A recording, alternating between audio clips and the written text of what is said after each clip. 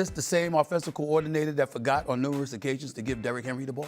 Ain't that the guy? Correct. Ain't this guy? I'm just saying. You got to be kidding me. The last guy on everybody's list. Yep. No other team in the history of the NFL has been interested in hiring him as a head coach. If you're going to fire Kevin Stefanski, and by the way, is this an upgrade over Kevin Stefanski? Question mark? Because the rest of the NFL told you resoundingly and loudly this is not. I don't know how Monkin gets this job. 8-9 last year, of course, in Baltimore. Stefanski's a better offensive coach than he is. You want to bring in, Flores or Chris Shula? Bring in Jim Schwartz. I mean, let him be the head coach. Schwartz is a great defensive coordinator. He's got the best defense in the league. Promote him. Let him be the head coach. I'm with you guys 100%. The Cleveland Browns just made their move, and the NFL world is collectively scratching its head.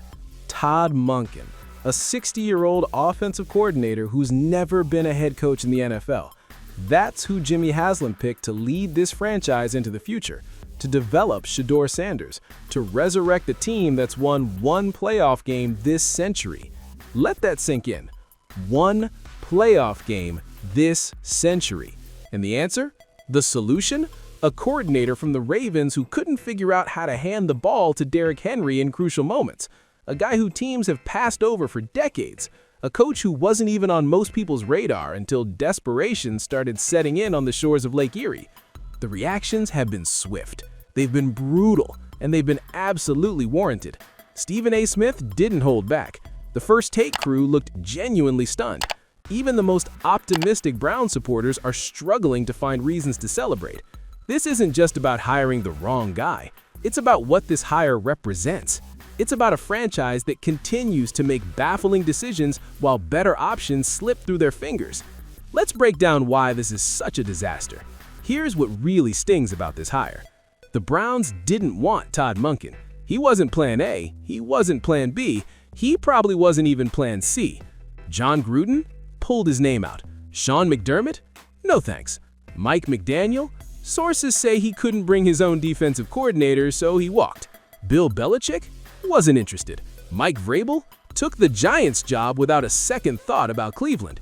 The list of rejections reads like a who's who of accomplished NFL coaches who all said the same thing, not the Browns.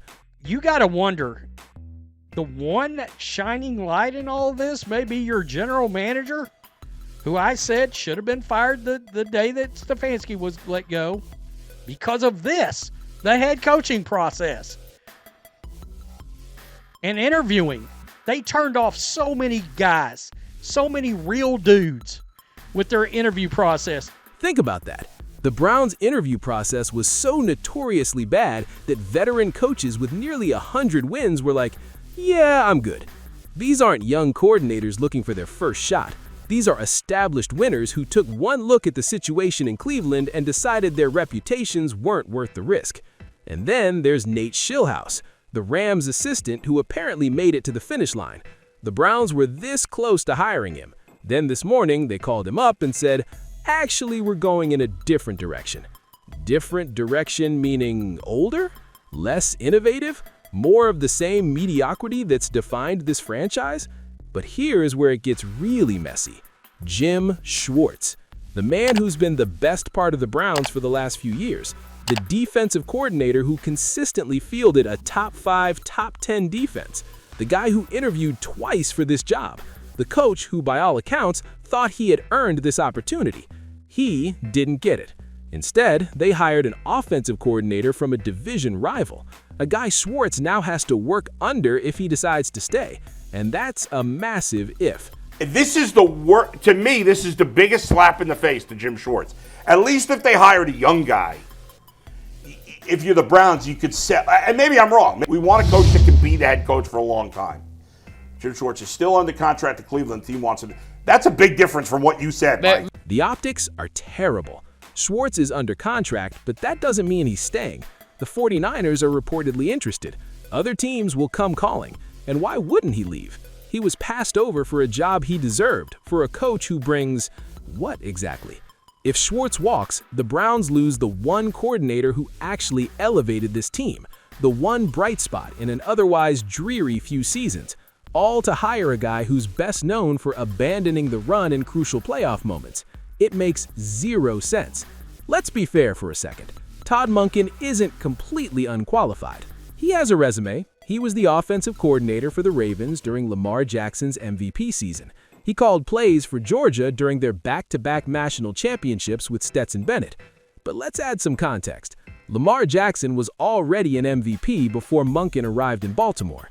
He didn't develop Lamar, he inherited him. And while the Ravens' offense was productive during the regular season, what happened in the playoffs? They became pass-happy. They forgot about Derrick Henry, one of the most dominant runners in football. They collapsed under pressure. The Ravens' offensive game plans under him in the playoffs have been arguably the worst in the entire league. How could you argue that? They've gone away from Derrick Henry. They've been pass-happy. You know this, G. They've been pass-happy in the playoffs. At Georgia, sure, he won championships, but Georgia was stacked. They recruited at an elite level year after year. Stetson Bennett was a feel-good story, but let's not pretend Monken took a nobody and turned him into a superstar. He had talent everywhere, 5 stars at every position. The real question is, could he not win with that roster? And before that, his 1 year as the Browns' offensive coordinator in 2019 was a complete disaster. He and Freddie Kitchens couldn't get on the same page. Multiple sources reported that Monken would spend time before games telling opposing coaches how much of a total mess the Browns were. That's the guy they just hired to fix the mess. Now let's talk about the elephant in the room, Shedeur Sanders. The Browns just drafted a quarterback who oozes confidence, who loves throwing the ball downfield, who plays best when he's in rhythm and creating outside the pocket. A young quarterback who needs development, guidance, and a system that plays to his strengths. Is Todd Monken the guy to provide that? Some analysts are trying to spin this positively. Kyle Long on NFL Network suggested that Monken's experience with Lamar Jackson and his diverse offensive schemes could work well with Shadore's skill set, that the Browns need to add weapons around him, a true wide receiver 1 to pair with Jerry Jeudy and get Quinshon Judkins healthy. Well, if you take a look at what the Cleveland Browns have at their disposal right now, they have a young quarterback that is not lacking in confidence. He loves throwing the football down the field. In addition to that, they've got a young running back who enjoys being the bell cow for that offense. And I think those two things have to be pertinent and priority 1 in a Todd Monken offense. But here's the counterpoint. Reports suggest Monken and Lamar Jackson didn't always see eye to eye. If he struggled to connect with an established MVP quarterback, how is he going to develop a rookie coming from Colorado, a player with a completely different skill set and mindset? And let's not forget, Deshaun Watson is still on this roster, still under contract through 2026, still collecting massive guaranteed money. That quarterback room is about to be a circus, and Monken is walking into it with 0 head coaching experience. This is a trial by fire, except the building is already burning. Here's what really doesn't add up. The Browns are obsessed with analytics. They're known across the league for being one of the most data-driven organizations in football. Andrew Berry, their GM, comes from an Ivy League background. Everything is supposed to be measured, calculated, optimized. So explain to me how the analytics led them to Todd Monken, a 60-year-old coordinator who's never been a head coach, who's been passed over by every team in the league for years, who just oversaw multiple playoff collapses. Where's the data that says this is the right move? Andrew Berry, the nerd GM, which I love. I say that with love, even though I think he's terrible at his job. But I like nerds. I'm pro-nerd. You think he decided that a team that pays attention to analytics more than any other, this has been reported multiple times, anybody within the organization knows this, they're obsessed with the data. This smells like ownership interference, like Jimmy Haslam getting impatient, getting desperate, and making a gut decision that goes against everything the organization claims to stand for. And if that's the case, if Berry recommended someone else and got overruled, his job security just evaporated. You can't undermine your GM like that and expect the partnership to work. Let's step back and look at the bigger picture. What does this hire actually signal? Option 1, the Browns genuinely believe Todd Monken is the answer. that his offensive mind, his experience, his straightforward coaching style is exactly what this team needs, that he can develop Shedeur Sanders, resurrect Deshaun Watson, and lead them to the playoffs. If that's the case, they'd better be right, because if they're wrong, this franchise is looking at another rebuild, another wasted draft class, another few years of irrelevance. Option 2, this is a placeholder hire. They know they're not competing in 2026 or 2027. They're waiting for the new dome to open, waiting to reset the roster. And Monkin is just here to keep the ship steady until they can hire their real guy. Got the dome coming in a couple years. It feels Yeah. like the placeholder until you get your staff and your team in place for the dome, which sucks. Which sucks to even think could be a possibility. But the only thing I'll say against that, and I just brought it up, is If that's the strategy, it's cowardly. It's unfair to Monkin. It's unfair to the players. And it's insulting to the fans who deserve better than being told to wait another 3 years for competence. Option 3, nobody else wanted the job. The Browns struck out so many times, got rejected by so many coaches, that Monkin was literally the best option left standing.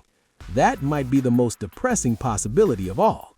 Cleveland sports fans are loyal to a fault. They've endured decades of disappointment. They show up every Sunday hoping this is the year things turn around. They deserve better than this. ESPN Cleveland ran a poll asking fans how they felt about Todd Monken. The response? Overwhelmingly negative. 85% or more said they didn't want this hire. And Jimmy Haslam did it anyway. That's the relationship between this ownership group and the fan base. We hear you, we just don't care. The comment sections are on fire. Social media is melting down. Browns fans are trying to talk themselves into this, trying to find silver linings, but the enthusiasm just isn't there. Compare that to when other teams make big hires. When the Lions brought in Dan Campbell, the energy was electric. When the Commanders hired Dan Quinn, fans were thrilled. Even the Giants getting Brian Daboll generated genuine excitement.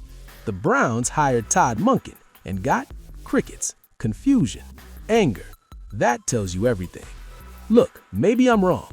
Maybe Todd Monken walks into Cleveland, implements an innovative offensive system, develops Shedeur Sanders into a star, keeps Jim Schwartz on staff, and leads this team to the playoffs. Maybe. But based on everything we know, the coaching search debacle, the list of rejections, Monken's playoff track record, the Schwartz situation, and the lack of any real selling point, this feels like another classic Browns blunder. Holy cow. My second reaction is Schwartz the DC or not? That would help me accept it. If he's not, you're going to get an offensive coordinator and a defensive coordinator off the grid that we haven't been talking about. This franchise had a chance to make a statement, to show they learned from past mistakes, to bring in a proven winner who could change the culture and elevate the talent. Instead, they hired a 60-year-old coordinator who nobody else wanted. Stephen A. Smith torched Jimmy Haslam on national television, and he was right to do it. The Browns just Browns themselves again. And the saddest part? None of us are even surprised anymore. This is who they are. This is what they do. And until ownership changes, until there's real accountability, until they stop making decisions that defy logic and reason, nothing is going to change. Todd Monken is the head coach of the Cleveland Browns, and somewhere Kevin Stefanski, the coach who won Coach of the Year, is probably feeling pretty vindicated. Welcome to Cleveland, Coach Monken. You're going to need all the help you can get.